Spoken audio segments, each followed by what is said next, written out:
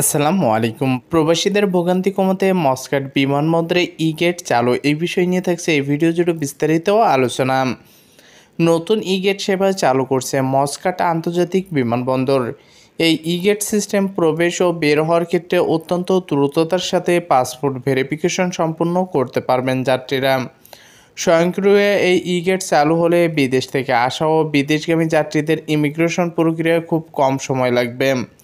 যাত্রীদের আর লাইনে অপেক্ষা করতে হবে না, কারণ ফিঙ্গারপ্রিন্ট এবং ফেসিয়াল রিকগনিশনের মাধ্যমে ই-গেট স্বয়ংক্রিয়ভাবে খুলে যাবে। আপাতত ডিপ্রেসারের জন্য 6টি এবং অ্যারাইভাল যাত্রীদের জন্য 12টি গেট লাগানো হয়েছে। এর মাধ্যমে ঘন্টায় 1000 এবং প্রতিদিন 24,000 যাত্রীকে সেবা দেওয়া সম্ভব। ভবিষ্যতে এই সক্ষমতা আরও বাড়ানো হবে।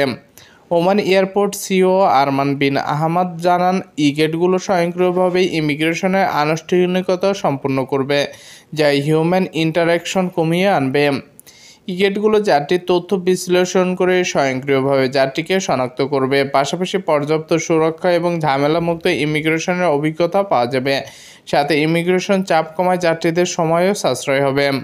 সম্মানিত ওমান প্রবাসীগণ, আপনারা যদি প্রতি মুহূর্তে ওমানের সকল গুরুত্বপূর্ণ আপডেটগুলো জানতে চান, তাহলে অবশ্যই আমাদের ওমান 16 চ্যানেলের ফেসবুক পেজটি ফলো করে রাখুন।